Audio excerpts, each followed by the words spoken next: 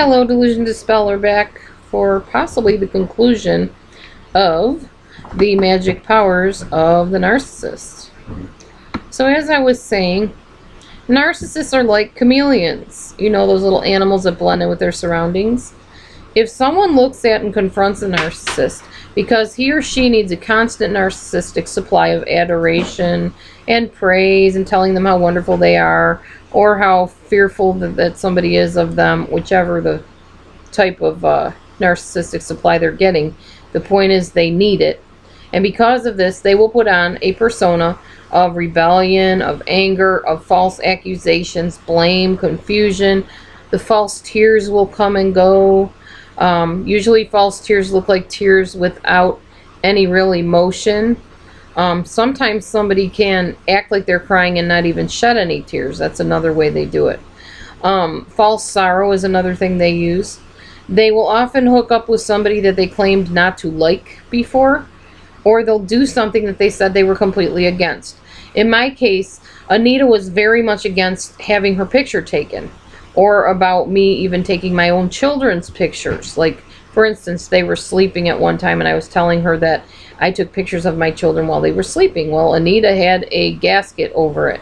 You took pictures of your children while they were sleeping? That's horrid. That's like a stalker or a pedophile or something. But as soon as we split up, she started posting pictures of herself all over the place. And before that, and her children, before that, she wouldn't even let me, you know, take pictures of my own children or of her. And then all of a sudden, she was talking about all these pictures she took and posting them online. Another thing was she didn't like being recorded. Now, she was a preacher. Most preachers, they're recorded. They just know it goes with the territory. Well, I recorded her and she had a fit and she called me a stalker and all kinds of stuff. As soon as we split up, what does she do? She starts recording her sermons online and posting them all over the internet on different sites and whatever. So, yeah, they will switch different traits and things like that and do things that before they were completely against.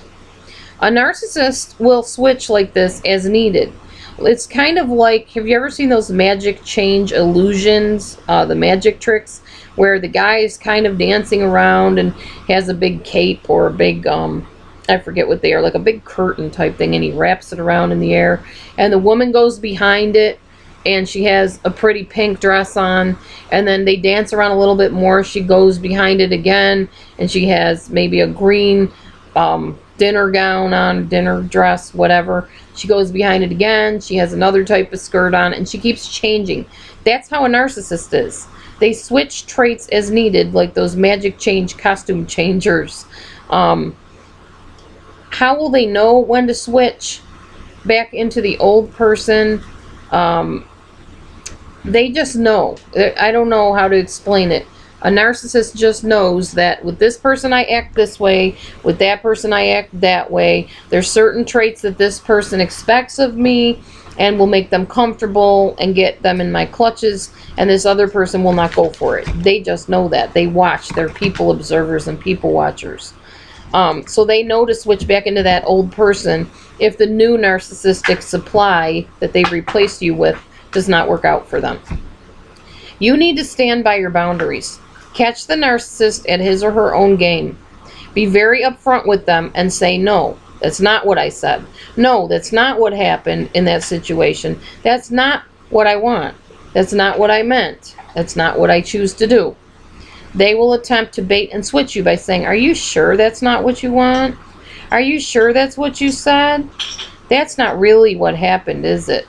They try to twist your words. I've had a lot of people say to me, I can't believe I fell for them. I'm an educated person and I'm not easily misled. I have a degree in this or that. The thing you have to remember is practice makes perfect. And these people are very, very crafty. They've been at this for a long, long time, since they were children, most of them. So don't be surprised when you get caught up in their web, in a situation with them where it just seems totally outlandish that you would ever fall for their tricks. Because they're very good at what they do, and they know how to push the right buttons on you. As I said before, they're people watchers. And these are not just Poor fly-by-night people who got damaged as children, and if only I loved them enough, they would come around. These are people damaged as children who put on a totally fake and false persona and self to get what they wanted. And they learned over time that it worked for them, and that's why they do what they do. So that's how the narcissist works. That's basically their, as I said, magic powers. And that's why they're able to suck you in.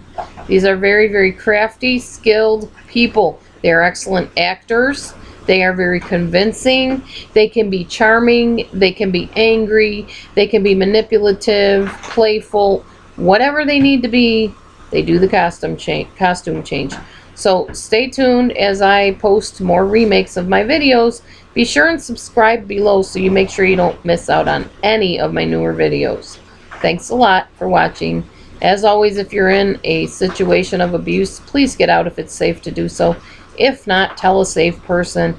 Have a plan B. Take care of yourself. You deserve it and you're worth it. Thanks. God bless you. Eyes wide open, moving forward. Delusion Dispeller. See you next time.